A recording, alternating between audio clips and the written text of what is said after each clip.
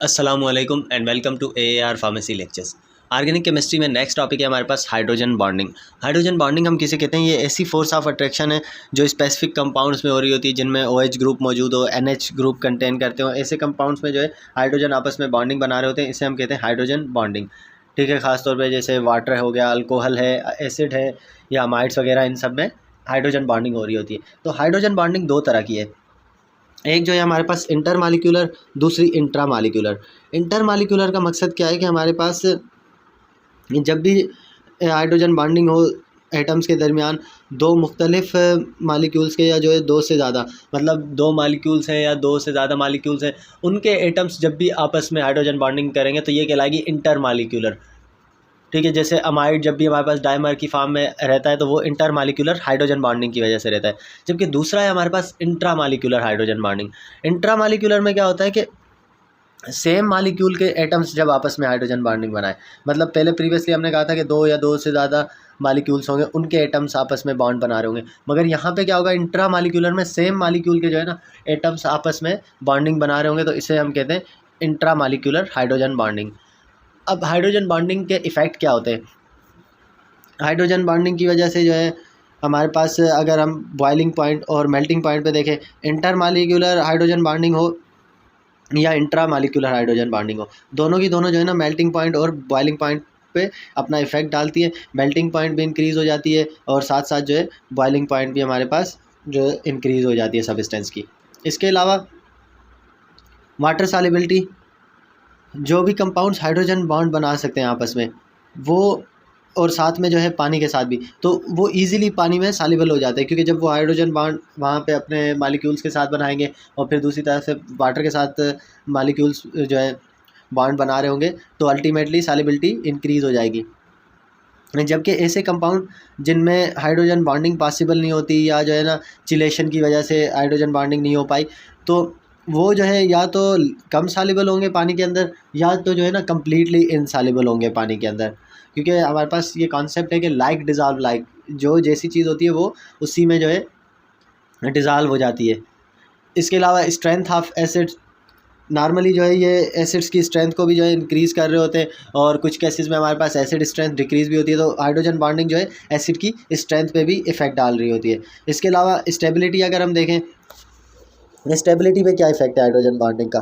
Normally जब भी हम हाइड्रोजन कंपाउंड्स देखें, ख़ासतौर पे जिनमें हमारे पास OH ग्रुप्स हो, एक ही कार्बन के ऊपर अगर दो OH ग्रुप है तो वो नॉर्मली कंपाउंड अनस्टेबल होता है। ठीक है, मतलब सेम कार्बन था, उसी पे जो है दो OH ग्रुप होने की वजह से वो अनस्टेबल था।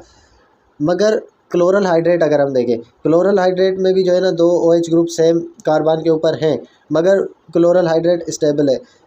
तो ये जो स्टेबिलिटी है ना, ये उसको जो है इंट्रा मालिक्यूलर हाइड्रोजन बॉन्डिंग की वजह से मिलती है। मतलब उसके जो मालिक्यूल के हाइड्रोजन ग्रुप्स हैं, वो आपस में जो हाइड्रोजन बॉन्डिंग बना रहे हैं ना, वो इंट्रा मालिक्यूलर हाइड्रोजन बॉन्डिंग की वजह से उनमें स्टेबिलिटी आ रही होती है। इसके अलावा विस्कोसिटी और सरफेस टेंशन, जो भी compounds intra molecular hydrogen bonding show करते हैं, ठीक है, जैसे वो मालिक्यूल्स बना रहे होते हैं आपस में हाइड्रोजन बॉन्डिंग, तो इस एसोसिएशन की वजह से उनकी विस्कोसिटी बढ़ जाती है। जाहिर सी बात है, अब जब वो हाइड्रोजन बॉन्डिंग आपस में बनाएंगे तो वो ज़्यादा विस्कस हो जाते हैं और उनका जो है सरफेस टेंशन भी हायर हो जाता है एज़ कम्पेयर टू उन मालिक्यूल के जिनमें जो है ना हाइड्रोजन बॉन्डिंग दूर दूर रहे, मतलब वो डिस्क्रीट मालिक्यूल्स रहे, आपस में जो है एसोसिएशन ना बना रहे हो, इसीलिए उनकी जो है लो विस्कोसिटी होती है। जो हाइड्रोजन बॉन्डिंग के बाद भी अगर डिस्क्रीट मालिक्यूल्स रह रहे होते हैं, आपस में एसोसिएट नहीं बना रहे होते। इसके अलावा बायोलॉजिकल सिस्टम में क्या इंपॉर्टेंस है हाइड्रोजन बॉन्डिंग की? प्लांट्स और एनिमल, इनमें जो है ज़्यादातर वाटर जो है ना वो हमारे पास प्रोटीन मालिक्यूल्स के साथ अटैच होता है, वो हाइड्रोजन बॉन्डिंग के थ्रू ही जो है अटैच होता है। इसके अलावा सेकेंडरी और टर्शरी स्ट्रक्चर जो है प्रोटीन की, वो हाइड्रोजन बॉन्डिंग की वजह से स्टेबलाइज होती हैं। नेक्स्ट टॉपिक है हमारे पास कॉन्जुगेशन। कॉन्जुगेशन में क्या होता है कि हमारे पास ये ओवरलैप है एक p ऑर्बिटल का जो है सिग्मा बॉन्ड्स के ऊपर। जो भी सिग्मा बॉन्ड हमारे पास ऑलरेडी बने हुए होते हैं कार्बन के अंदर या जो है दूसरे कंपाउंड के अंदर, उनके जो खाली p ऑर्बिटल हमारे पास होते हैं, वो p ऑर्बिटल आपस में ओवरलैप करते हैं। ठीक है, मतलब ये जो है एक ऐसा सिस्टम है जिसमें p ऑर्बिटल्स कनेक्ट हो रहे हैं डीलोकलाइज्ड इलेक्ट्रॉन्स की मदद से। तो इसकी वजह से हमारे पास अल्टरनेटिव सिंगल और डबल बॉन्ड या मल्टीपल ट्रिपल बॉन्ड भी आ सकते हैं। मतलब अल्टरनेटिव जो है सिंगल और मल्टीपल बॉन्ड्स हो गए। कंपाउंड साइक्लिक भी हो सकते हैं, लीनियर भी हो सकते हैं, या दोनों हो सकते हैं, मतलब साइक्लिक और लीनियर दोनों। अब ये हम अगर देखें कार्बन डबल बॉन्डेड कार्बन, फिर सिंगल बॉन्ड कार्बन, फिर डबल बॉन्ड कार्बन, तो ये हमारे पास कॉन्जुगेटेड सिस्टम आ जाता है। जबकि दूसरा नीचे वाला जिसमें जो है अल्टरनेट हमारे पास सिंगल और डबल बॉन्ड नहीं है, वो नॉन कॉन्जुगेटेड सिस्टम कहलाता है। स्टेबिलिटी अगर देखें हम कॉन्जुगेटेड सिस्टम की, जो भी system conjugated double bond carry करते हैं वो ज़्यादा स्टेबल है as compare to non conjugated double bonds के। इसके अलावा heat of hydrogenation conjugated bonds की, कॉन्जुगेटेड डबल बॉन्ड्स जो है ना उनमें हीट ऑफ हाइड्रोजिनेशन कम होती है। तो एज़ कम्पेयर टू जो हमारे पास अलग अलग से डबल बॉन्ड्स की हम जो है हीट ऑफ हाइड्रोजिनेशन निकालें और उनको जो है सम अप करें, तो उसके मुकाबले में हमारे पास जो कॉन्जुगेटेड डबल बॉन्ड्स है उनकी हीट ऑफ हाइड्रोजिनेशन कम होती है। तो जितना ज़्यादा स्टेबल कंपाउंड होगा उतनी ही जो है उसकी लेस हीट ऑफ हाइड्रोजिनेशन होगी, मतलब वो इतनी ही कम हाइड्रोजिनेशन के दौरान हीट रिलीज़ करेगा। कॉन्जुगेटेड डबल बॉन्ड्स में ऑलरेडी हमने कहा कि वो थोड़ी एक्स्ट्रा स्टेबिलिटी होती है as compare to non conjugated वाले के। नेक्स्ट टॉपिक है हमारे पास स्टेरिक इफेक्ट।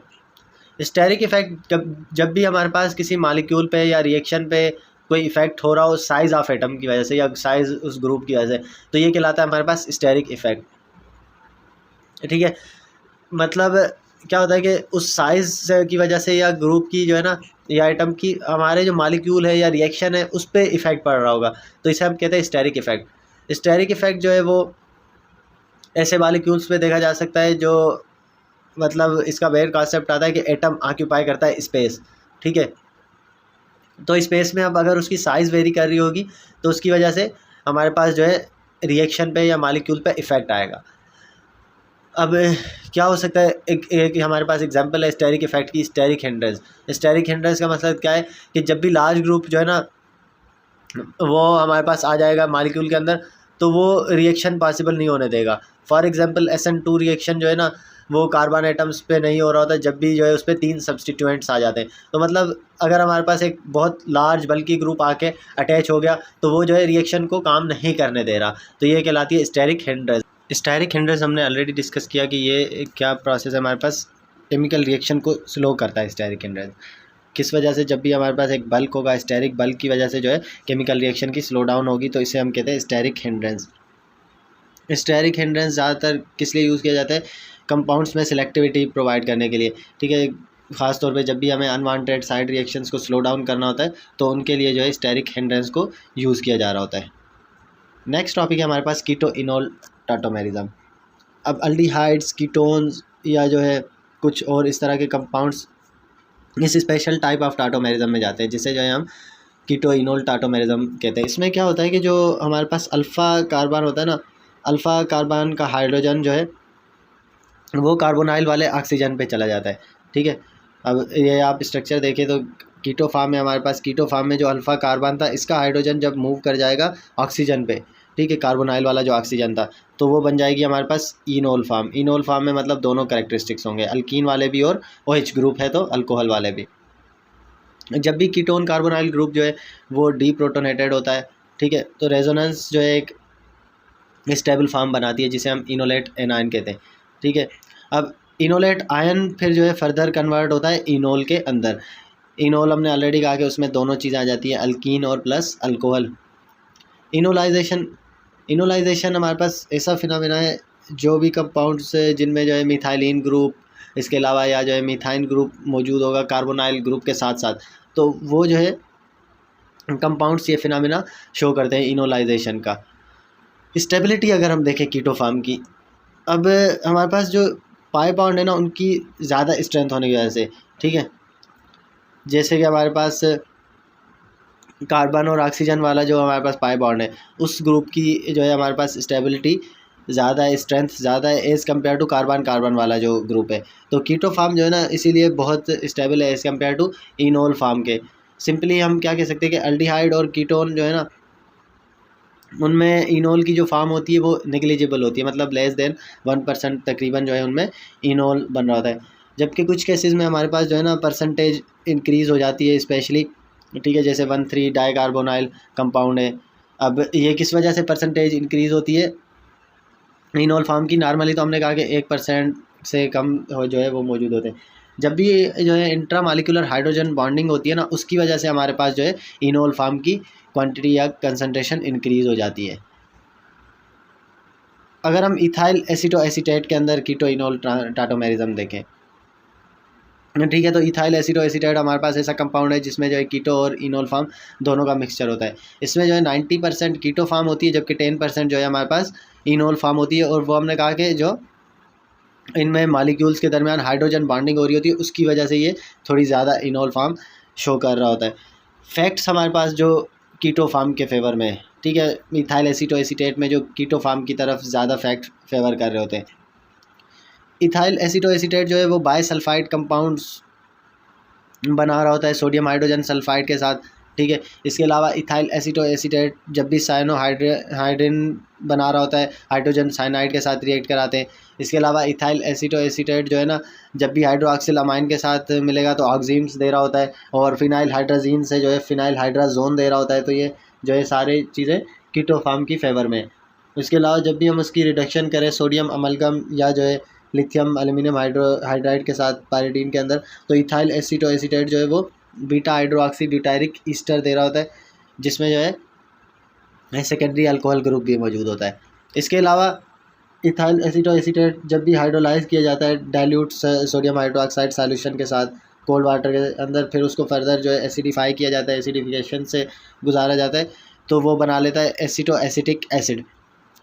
फिर उसकी जब फर्दर हीटिंग की जाए तो हीटिंग में जो है ना वो एसीटोन ग्रुप यील्ड कर रहा होता है। तो इसीलिए ऐसी यहाँ पे भी हमारे पास शो हो रहा है कि एसीटोएसिटिक एसिड जो है वो एक बीटा कीटो एसिड है, और इसके अलावा इथाइल एसीटोएसीटेट जो है वो एक बीटा कीटो ईस्टर है।